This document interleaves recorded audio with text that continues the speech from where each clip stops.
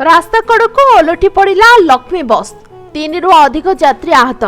गंजाम जिला कवि सूर्यनगर थाना मोहनापला गाँ निकट रास्ता कड़क ओलटिला यात्रीवाही लक्ष्मी बस। दुर्घटना 3 रु अधिक यात्री आहत होइछन्ते। समस्त आहतों को उद्धार कर कवि सूर्यनगर मेडिकल में भर्ती कराई।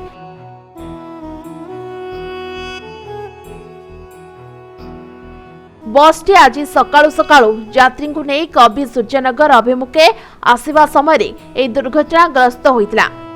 बस रे 10 रु अधिक यात्री रहितबा मध्ये सूचना मिलथिला। बस दुर्घटना पर स्थानीय लोके आहतों को उद्धार कर निकटस्थ मेडिकल में भर्ती करिथिबा जणा पड़िछि।